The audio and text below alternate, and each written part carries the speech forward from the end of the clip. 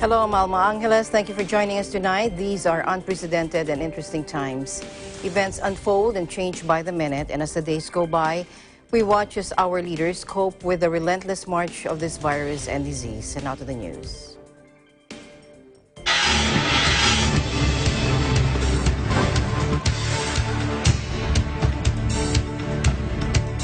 First, in the Philippines, the Department of Public Works and Highways conducted its final inspection of the We Heal as One Center at the Philippine Arena. Erlo Bringas for more. In the coming days, the facilities or the mega quarantine facility here in Ciudad de Victoria complex can now be used for the COVID-19 patients. Days from now, the facilities in the Philippine Arena complex can now be used for the COVID-19 emergency response. Officials from the Department of Public Works and Highways conducted a final inspection of the compound, especially the 3 tents that is now almost ready to be a mega quarantine facility. DPWH said that they finished all the works and construction of the quarantine facility in the exact date and time of 10 days as promised. Yeah, the key facilities that are actually inputted inside the 3 tents are just similar with the previous 5 na mega quarantine na gawa natin sa Luzon area and Metro Manila. And one thing that is good, ang kataas-taasan ng iglesia, nag-offered pa sila ng garden suit nila for the doctors and medical personnel na hindi na sila lalabas. All of the tents is almost complete. Every tent has a divider, new hospital beds, and also another equipment are now finally done. Everything done under the guidelines of Department of Health. Here's Maligay Development Corporation Chief Operating Officer Attorney Glicerio G.P. Santos IV. Wala nang tigil ang paglilingap natin dahil sa bili ng Ka-Eduardo. Inuna natin kaagad yung pagkain, food packs. Buong Pilipinas kaagad yan. Pangalawa, yung pagtulong ng Ka-Eduardo sa frontliners. Pagkatapos nung sa frontliners, ito na. Itong mga facilities na magagamit natin for massive action against this epidemic. Mas importante ngayon ng tulungan Mas kailangan ngayon ng tao ang pagtulong ng kapwa-tao. Kaya hindi natin titigilan ng paglingap. Last April 24, the Iglesia ni Cristo donated 2 million pesos worth of personal protective equipment and other hospital needs to the National Kidney and Transplant Institute or NKTI. And another 13.2 million pesos worth of PPEs and hospital needs to the Quezon City government to help the medical frontliners. Meanwhile, the North Luzon Expressway or NLEX said the toll fee is now free of charge for all those going to the mega quarantine facility. The final touches to the tents by the DPWH personnel is being conducted. On Wednesday, the turnover ceremony of the mega quarantine facility will happen. In the next few days, all of the tents can be used for the COVID-19 patients. Yes, nag-request yung government kasi yung influx ng OFWs natin, sunod-sunod. Wala na rin silang mahanap na napupuno na rin na yung mga hotels natin Itong Philippine Arena Complex, it was decided na separate ng mga structures. Meron tayong phase 1, phase 2, phase 3 hanggang phase 4 na mga housing.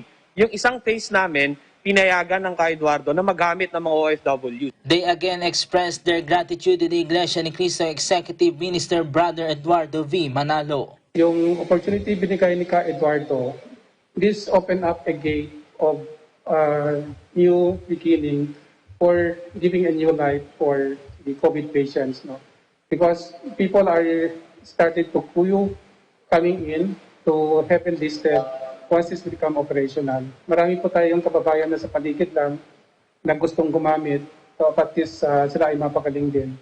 According to Iglesia ni Cristo, they will continue to support the initiative of the Philippine government to fight against the COVID-19 pandemic, and they will continue to help the community and also the frontliners. Reporting from Manila for Eagle News, Erlo Bringas, we live in interesting times. Malacanang said the government will be filing charges against hospitals that refuse the admission of patients. Presidential spokesperson Harry Roque made this remark after a woman who just gave birth in Caloocan City died of blood loss after being allegedly refused admission by 6 hospitals where she was rushed. Take a look.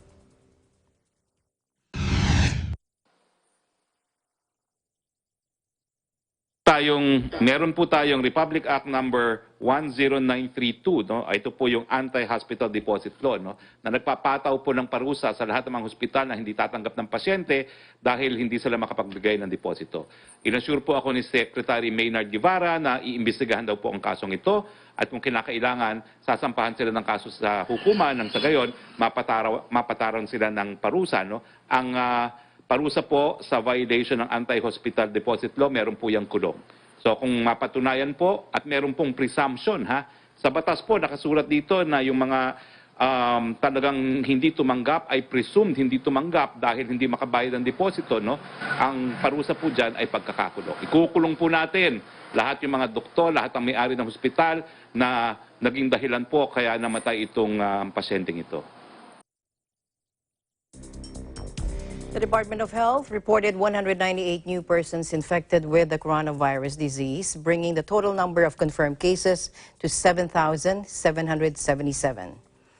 Of the total number, 472 are nurses, 464 are physicians or doctors, 69 are nursing assistants, 41 are medical technologists, 25 are radiological technologists, and 10 are midwives. During a COVID-19 virtual presser, DOH Undersecretary Maria Rosario Vergere also reported 70 new recoveries and 10 new deaths.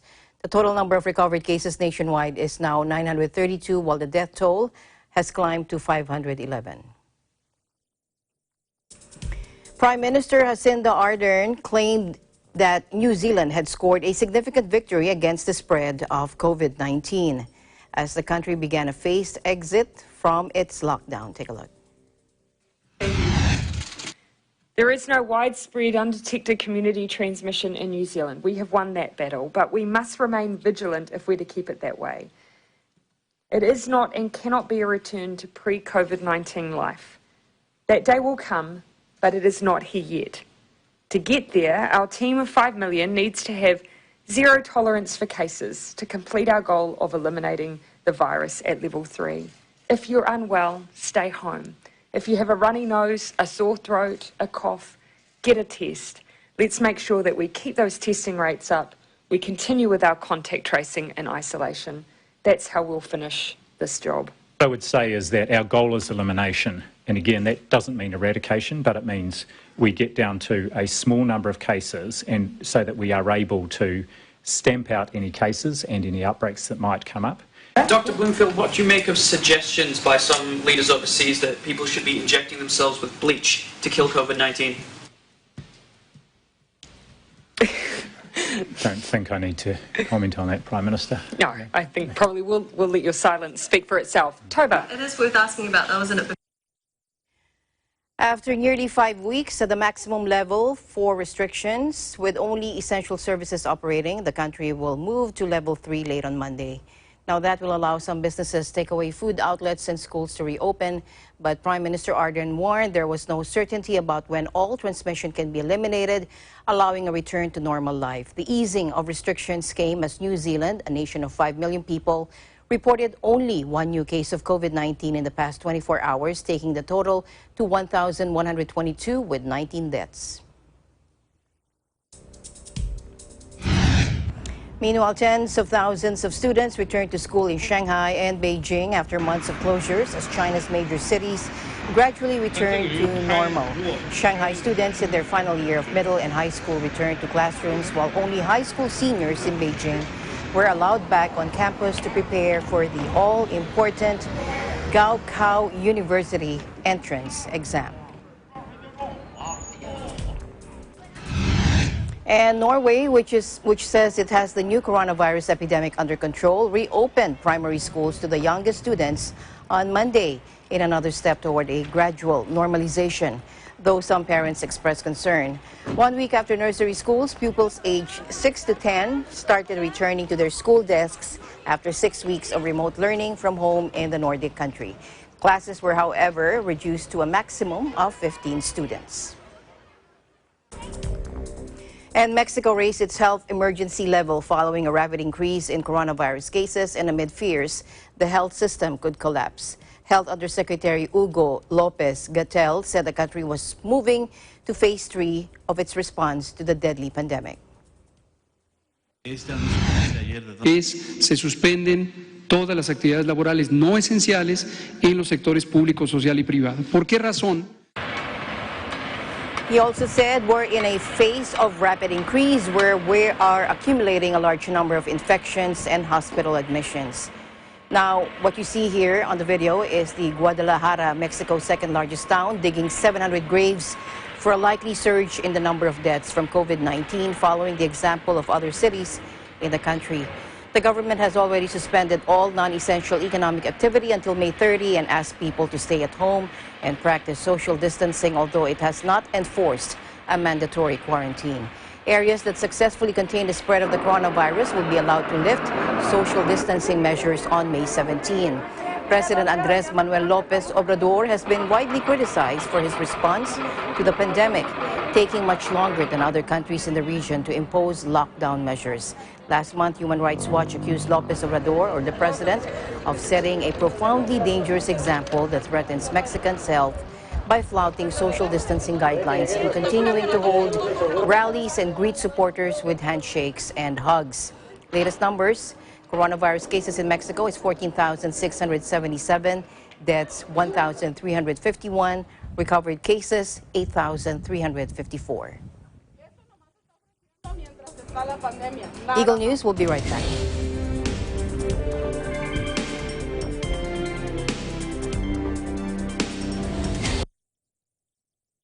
Maraming salamat po sa nurse na nag-asikaso sa amin ng anak ko kahit sobrang busy niya. Hindi po ako iniwan ng doktor hanggang sa umayos ang pakiramdam ko. Salamat po talaga. Thank you po sa nursing assistant na pumansin agad sa amin pagdating namin ng ospital. Thank you so much po talaga sa lahat ng staff ng ospital, maging sa mga utility po, dahil gumaling po ako dahil sa kanila. Ating pasalamatan at pangalagaan ang mga magigiting na health workers.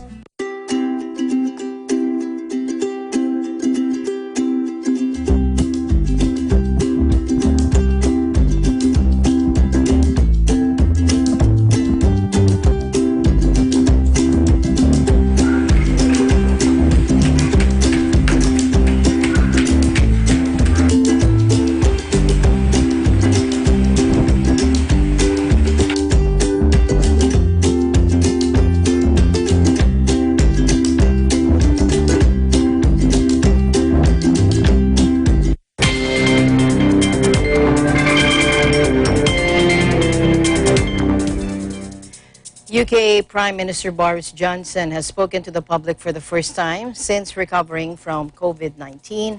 Our EBC correspondent in the United Kingdom, Erica Celestino, joins us live. Hello, Erica. Hello, Alma. Thank you. And yes, that's correct. British Prime Minister Boris Johnson on Monday made his first public appearance in nearly a month after a spell in hospital and several days in intensive care with novel coronavirus. In a statement outside his Downing Street office, he said Britain was beginning to turn the tide in tackling COVID-19, but indicated no immediate lifting of lockdown restrictions. Let's listen in. And that is how and why we are now beginning to turn the tide. If this virus were a physical assailant, an unexpected and invisible mugger, which I can tell you from personal experience it is, then this is the moment when we have begun together to wrestle it to the floor. Looking now at our apparent success, and beginning to wonder whether now is the time to go easy on those social distancing measures. And I know how hard and how stressful it has been to give up, even temporarily, those ancient and basic freedoms. Not seeing friends, not seeing loved ones, working from home, managing the kids, worrying about your job as anyone. And so, yes, I entirely share your urgency. It's the government's urgency. And yet we must also recognize the risk of a second spike. Because that would mean not only a new wave of death and disease, but also an economic disaster. and we would be forced once again to slam on the brakes across the whole country and the whole economy, and reimpose restrictions in such a way as to do more and lasting damage. And we collectively flattened the peak. And so when we're sure that this first phase is over and that we're meeting our 5 tests, deaths falling, NHS protected, rate of infection down, really sorting out the challenges of testing and PPE, avoiding a second peak, then that will be the time to move on to the second phase, in which we continue to suppress the disease and keep the reproduction rate, the R rate, down, but begin gradually to refine the economic and social restrictions, and one by one to fire up the engines of this vast UK economy.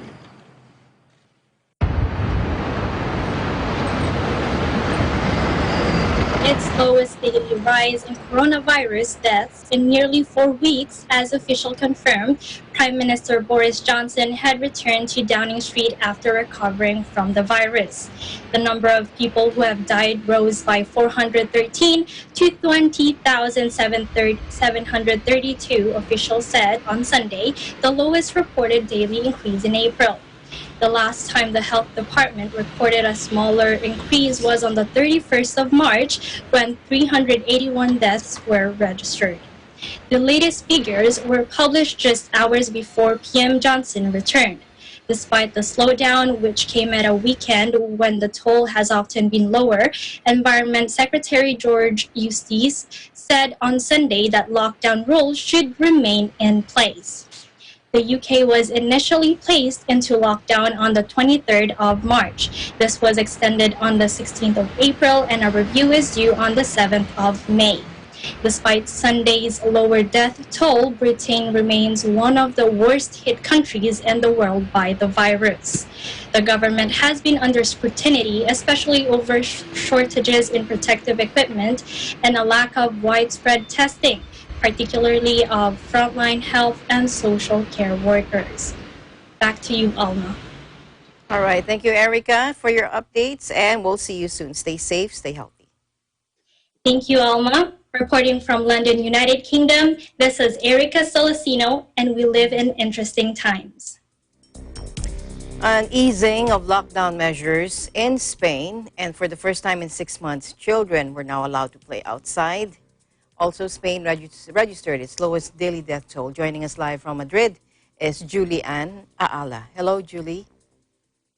Hello, Alma. Thank you. And here are the updates here in Spain. Spain has reported its lowest daily death toll in more than a month. 288 more people had died of the virus, the lowest number since 20th of March, according to the Health Ministry. This is a steep drop from the 378 deaths recorded on Saturday.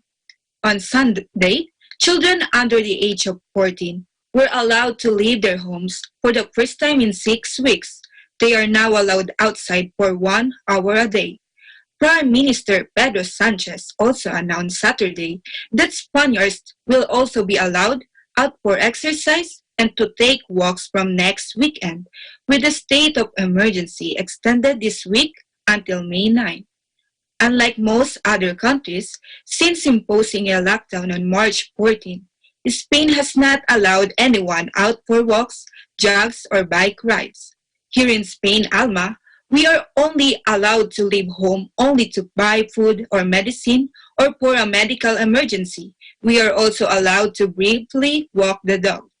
Also, Spain's Health Minister Salvador Illa said last Sunday it would be imprudent to promise the football season would restart before the summer.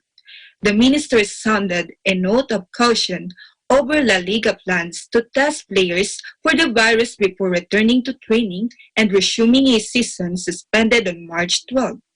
He said giving priority to footballers might breach government policy. Before players can return to the pitch, they will have to undergo COVID-19 screening tests. They will then continue to be monitored on a regular basis. Reporting here in Madrid, Spain, I am Juliana Ala, and we live in interesting times. Thank you, Julianne. Let's go over to New York. The Governor Andrew Cuomo said the state may gradually restart opening some businesses in mid-May. We have more. Joining us live from New York is Tenny Sumagi. Hello, Tenny. Hi, Alma. Hi. Good evening to you. Good evening. How are you? Staying home, staying safe. Very good. What are your updates for us, Tenny? Well, Andrew Cuomo's plan is to reopen New York City I would say New York State, projected by May 15th.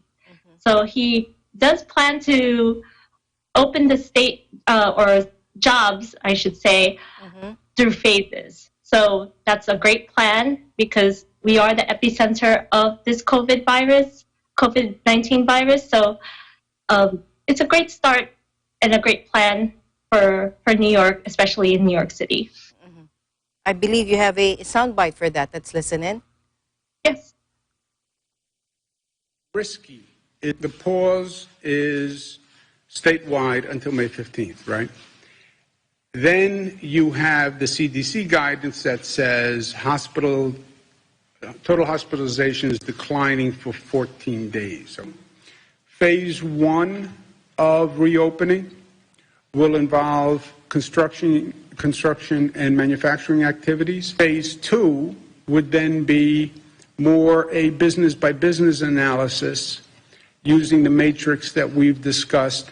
How essential a service does that business provide? And how risky is that business? Then we're going to leave 2 weeks between phases so we can monitor the effect of what we just did, right? Take an action, monitor. Okay, so Tenny, you are one of my favorite sports reporters. Now, New York Governor Cuomo said he can envision baseball games being played without fans this summer. What is the development on that?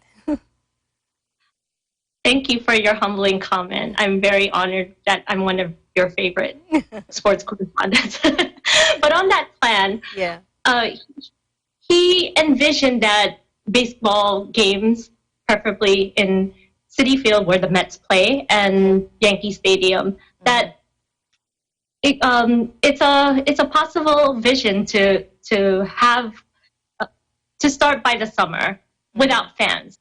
But this really depends on the owners and their plan and their vision to make that happen. And owners just have to think of a economic plan, kind of think outside the box, whether this can actually happen. So for me, as a sports fan, journalist, I mean, to play games without fans, it seems unrealistic because the fans really make the games, I would say, alive, right? And even players, I know NBA players have said it. LeBron James has said it that without fans, there's just no life because they bring on the energy. You know, when you hear the cheers, the boos, it really motivates the players. But on the second hand, we miss sports, we miss watching it. You know, we're watching reruns. I mean, we need this. Yes. It's kind of like we need something great to watch other than COVID updates. That's true. It's kind of just it will make fans and the country very happy. So I'm glad that Governor Cuomo envisioned and just agreed that it's possible for MLB games to start by at least the summer. Although he did say he was gradually opening the state, right? So yes, gradually opening in phases. So what his plan is, well, here in New York, it's just as long as people have been quarantined for 14 days and we adhere to the CDC guidelines. And, we're New Yorkers. We've gone through so much. We've gone through 9/11, the recession in 2009, and Hurricane Sandy. This is probably the greatest obstacle we as New Yorkers have faced. But we're strong. We're resilient. We really admire what Governor Cuomo has done for us, and even people outside of New York. They want him as president now over Donald Trump. So there's that trust. There's that confidence in his leadership that our economy, our country will overcome this overcome this crisis. Indeed. All right, thank you very much, Tenny. Stay strong, stay positive, and stay healthy. Thank you for your time.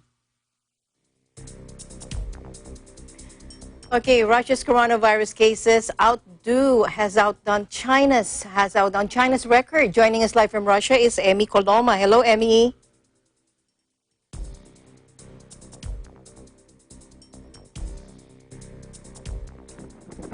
Hello. Hello, Emmy. How are you? There you are. What are your updates for us, Emmy? Russia's coronavirus cases outdo China's.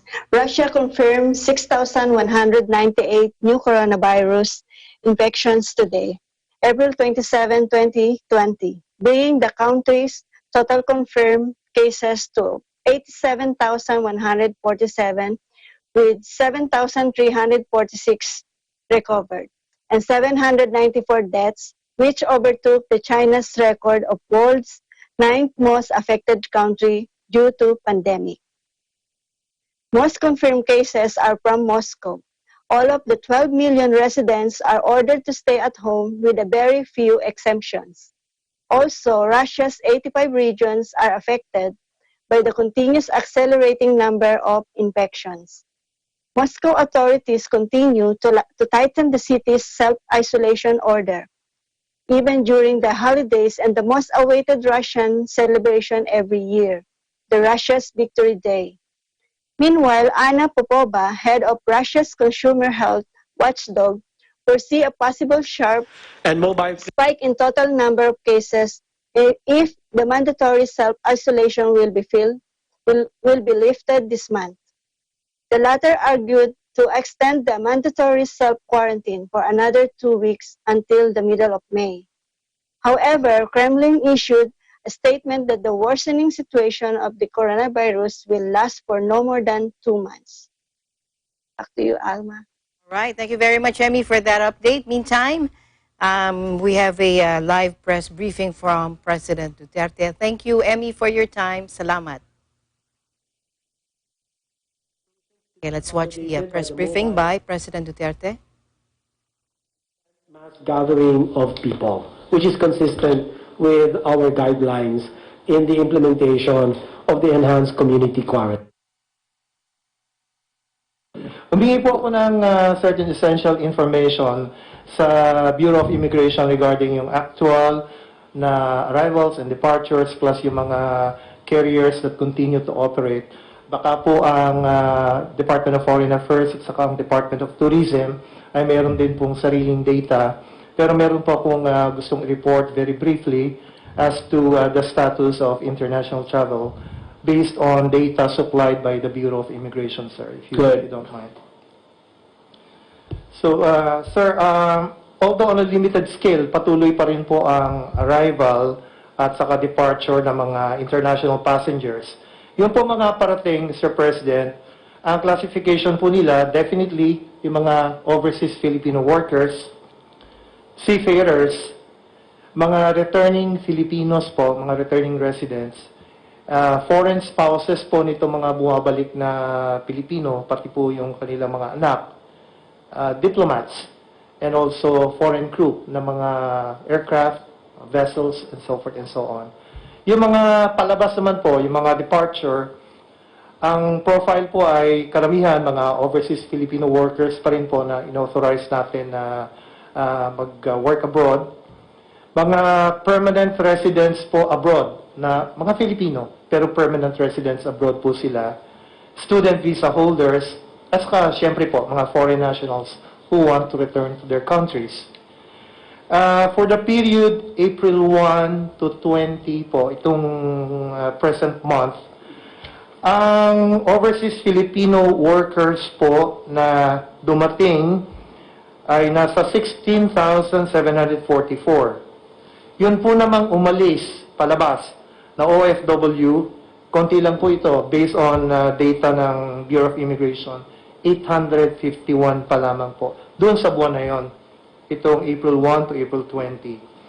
Yun naman po mga non-OFWs na Filipinos po na dumating, marami po, 27,062.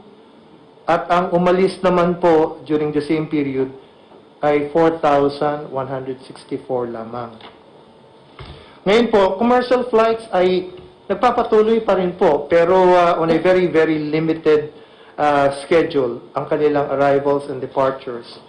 Ang karamihan po sa mga airlines na ito ay kasama po ang Hong Kong Airlines, Cathay Pacific, Eva Air, All Nippon Airways, Royal Brunei, China Airlines, Qatar Airways, Korean Air, Asiana Air, Singapore Airlines, Japan Airlines, Kuwait Airways, Gulf Air, Malaysia Airlines, Etihad, Emirates, Jetstar, at Saudiya. Yun pong marami pong nagkaroon na repatriation flights para po doon sa mga foreign workers natin na kailangang ibalik dito sa atin or gusto na pong bumalik sa atin. So marami rin po yung bumalik na by way of repatriation.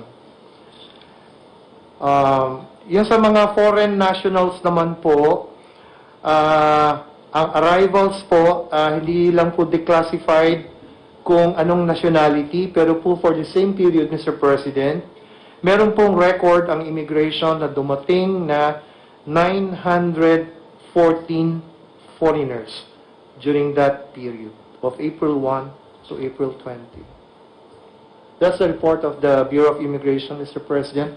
I don't know if DFA or DOT would have something to add to this information. Yes, Governor. Yes. Mr. President, well, foreigners as a general rule are not allowed because all issued visas were cancelled as of March 22. And all visa waiver agreements were suspended as of March 22. Definitely no tourists are allowed in the country. So those are allowed, as what Sec. Guevara has mentioned, are foreign spouses and children who are traveling with the Filipino national, and foreign government and international organization officials and their dependents. Of course, the OFWs. But tourists, zero. Good evening, my countrymen. Nagpapasalamat ako sa inyo for heeding the warnings of government na mag-quarantine kayo para maprotektahan ninyo yung sarili ninyo at yung kapwa-tao ninyo kung maglabas kayo at makahawa. And also, I'd like to thank my gratitude to the uniformed services natin dito. Air Force, flying almost with non-stop, delivering the medicines and medical kits required, and for the Army for delivering also in company with the government workers yung mga tulong ng pera, pati yung mga pagkain. Again, it is a sad thing to know that yung mga sundalo ko pinagpapatay while even doing the most honorable task of accompanying the government workers delivering money and the food. I'm so sad about this development, but there will always be a time for reckoning. There is no more peace talks to talk about. I am not, and I will never be ready for any round of talks. Kasi simply the NPA, the Communist Party of the Philippines, has no respect either for their spoken words or in their deeds of killing soldiers who are on humanitarian missions. Now, kulang pa tayo, we are still in the process of magbibili pa tayo ng maraming personal protection kits for our frontliners at ating mga medical people.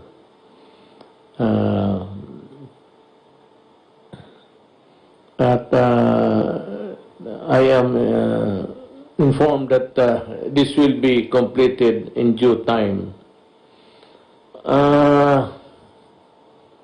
Ang utos ko ngayon is i-deliver ninyo yung medicines kay General Galvez, Secretary Galvez, sa kanya.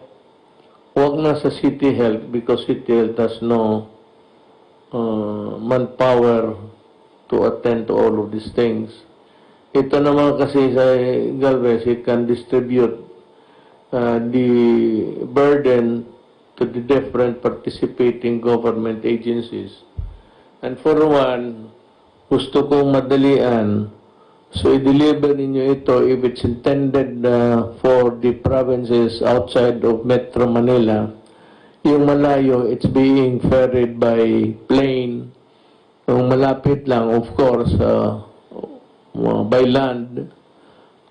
Pero gusto ko na dumating sa madaling panahon.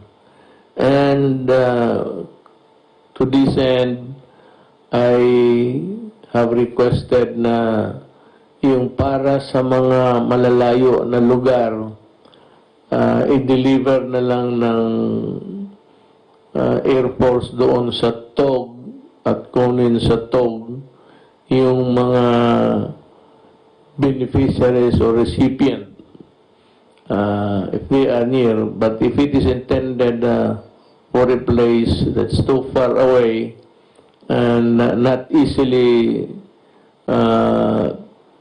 possible, then we can use the military helicopters, but with one condition, that on the ground there are troops that will secure the crew and the equipment itself. Mahal yung helicopter ko at sayang. Let us not be reckless about this. Ngayon, itong complaints na naghihintay sila, nagpipila sila sa FDA, naintindihan ko yan. Sabi ko nga, nandito man si Attorney Domingo, the head FDA,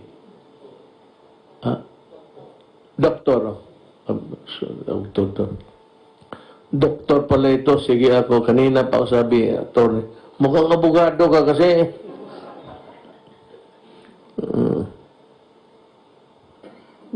Kasi mama mo abogado. Yung sabi ko, we are not operating under normal battle conditions, sabi ko. We are operating in a crisis. Kaya, sabi ko, for the FDA and yung kay Boy, Secretary sa DOST, magdoble sila ng tao, and the FDA, pati yung mga laboratories ng DOST boy, your offices must run 24 hours.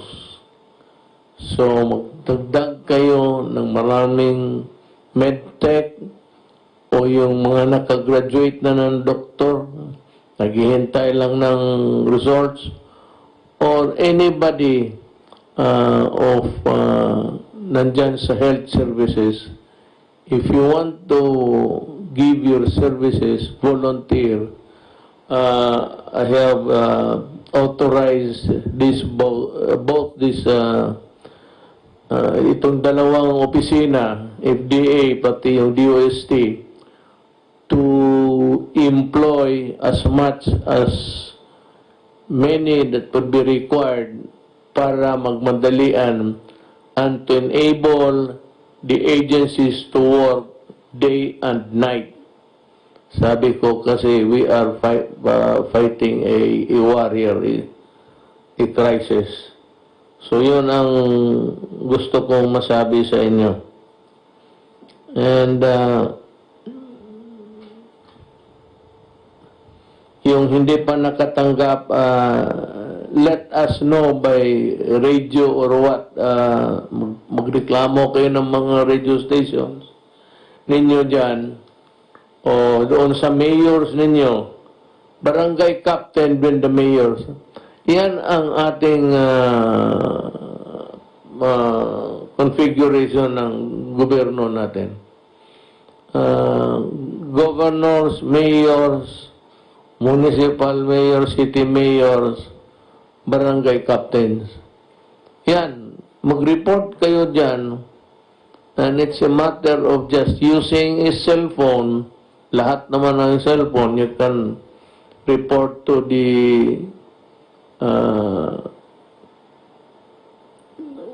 governor, or the governor will just ask Malacanang kung sino pa ba ang those who were left behind. Sino pang hindi nabigyan. Kasi pagbigyan namin lahat.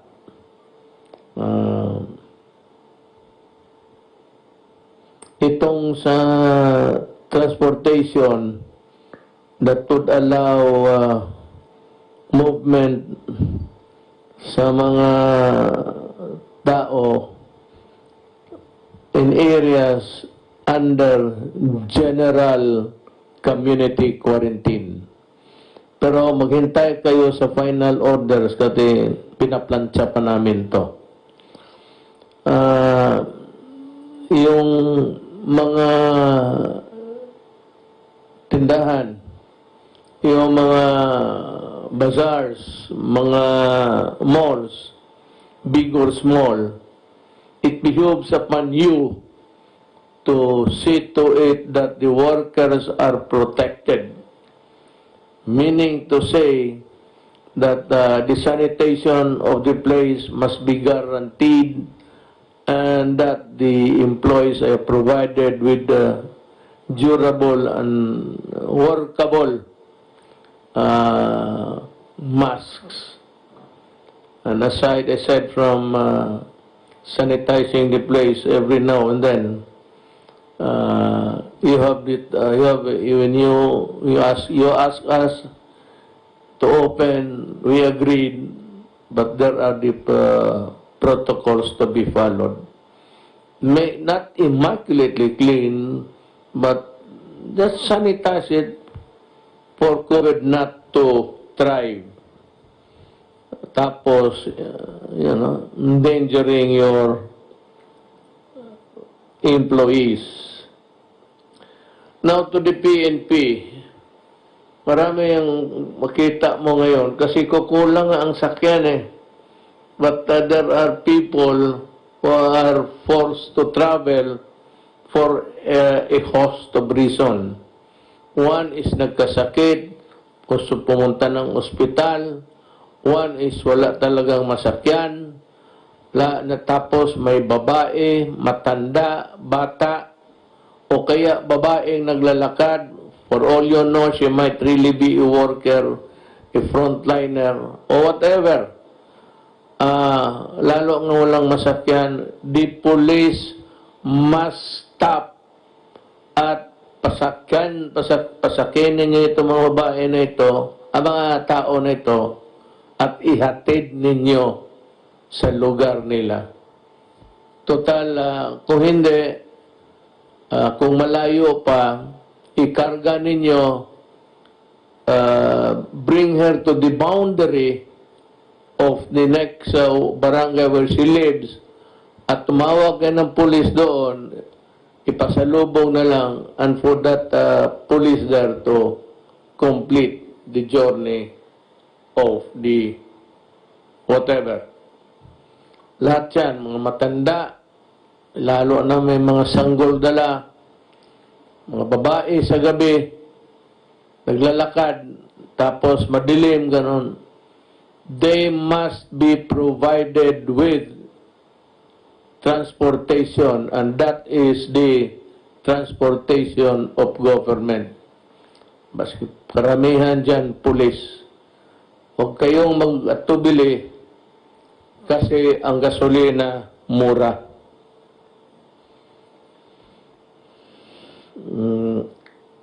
Yun lang man siguro. Wala naman akong malapit na. Yung iba naka-lockdown pa rin. Tayo, we might open partially. Construction workers and things like that. You wait for the lalabas na yung modified ang natin, quarantine. So we will allow sectors of society that are not, di talaga nagdidikit-dikitan. Ang problema nito kaya modified muna eh.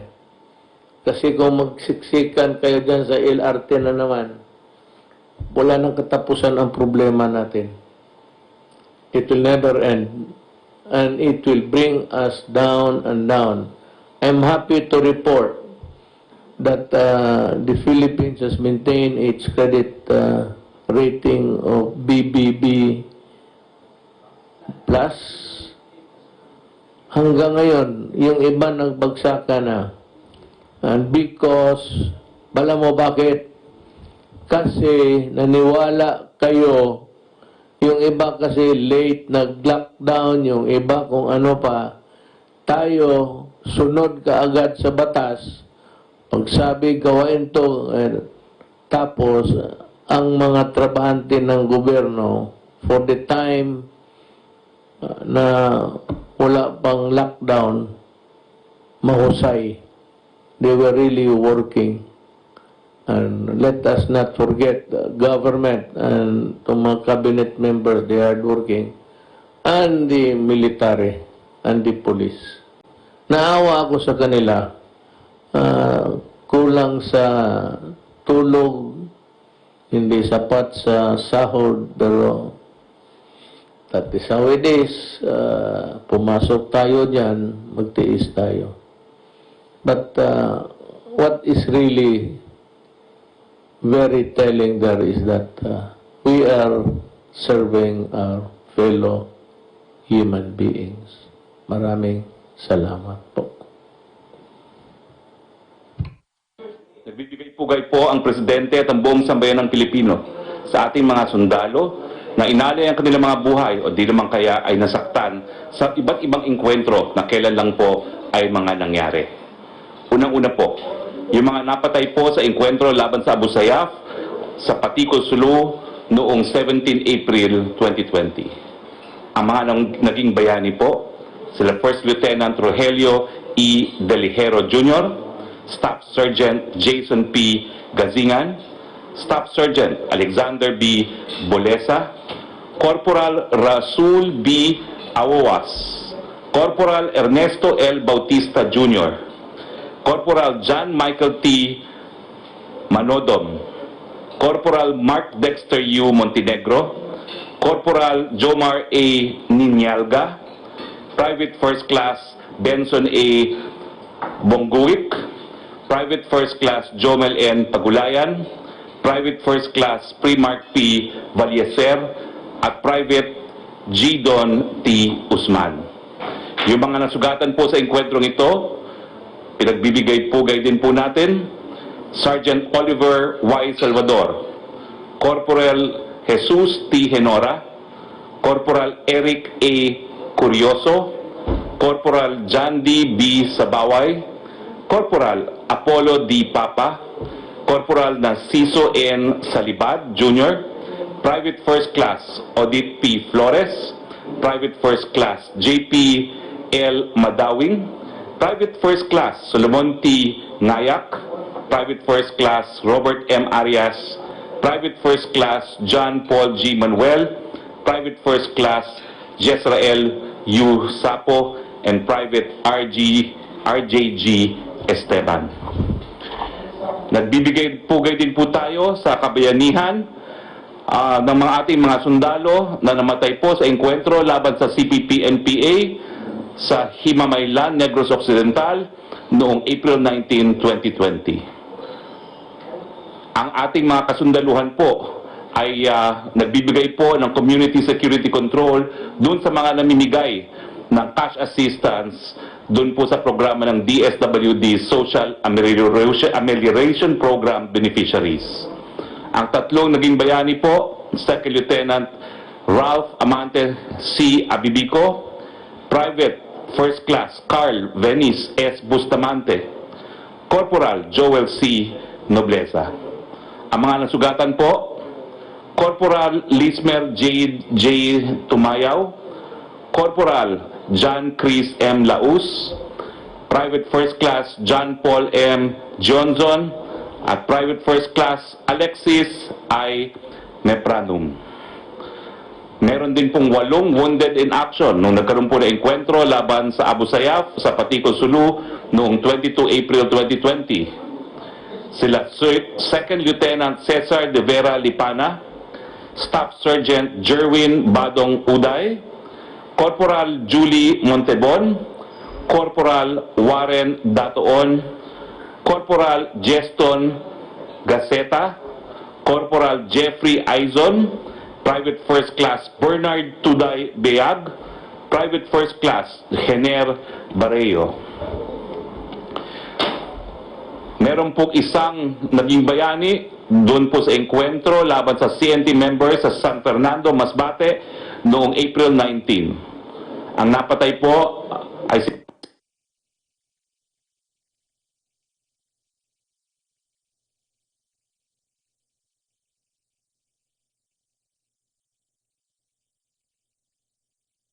ganun din po, nagbibigay po sila ng advanced security patrol para po sa operation o para po doon sa mga namibigay ng cash assistance ng DSWD's Social Amelioration Program beneficiaries.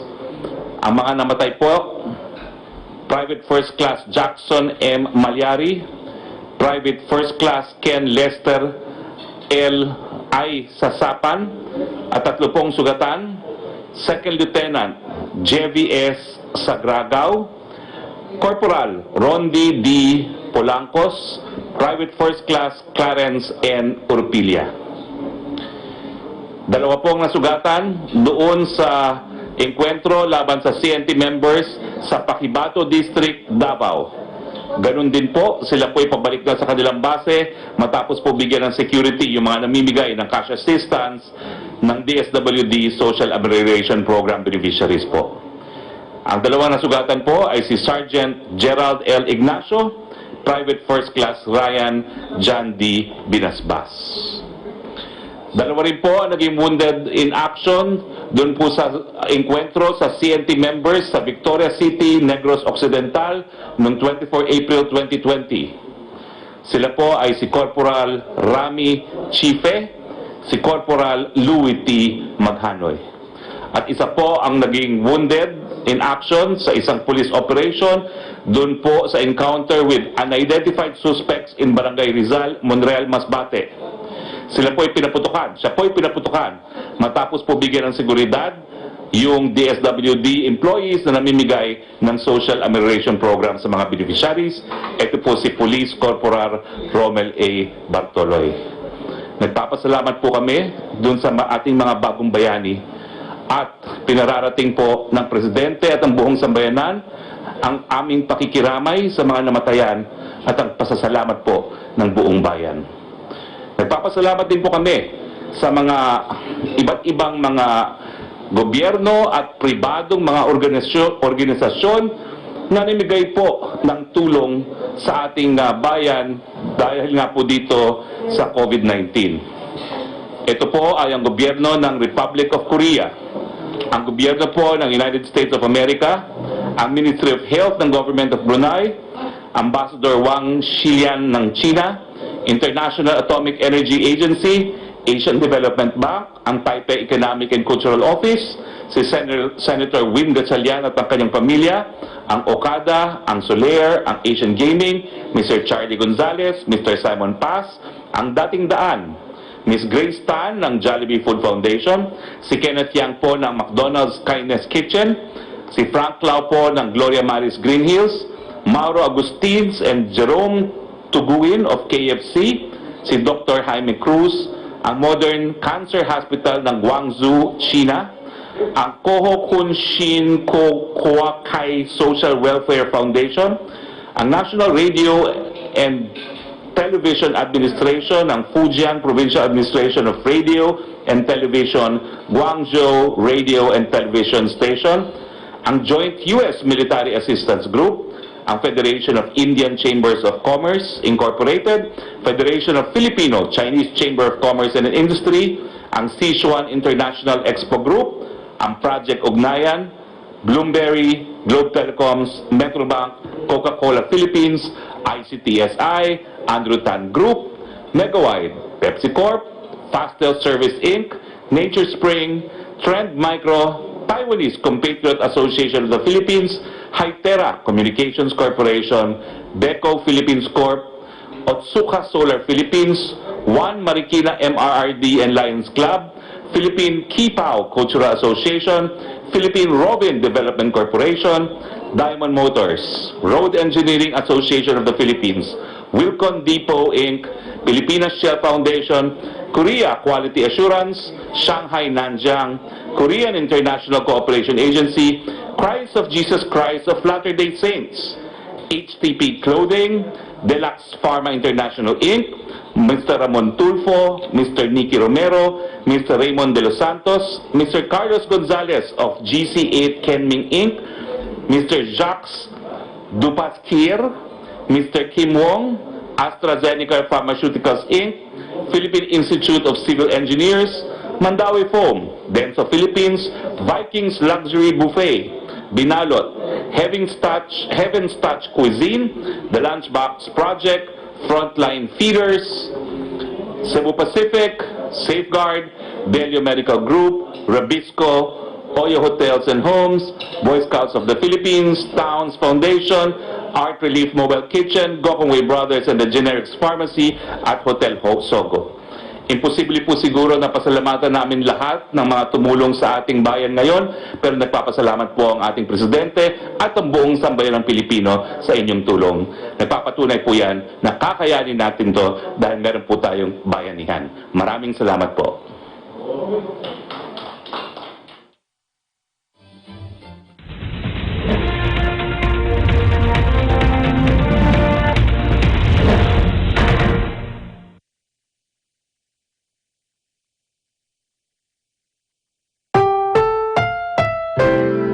Ang susunod na programa ay rated PG.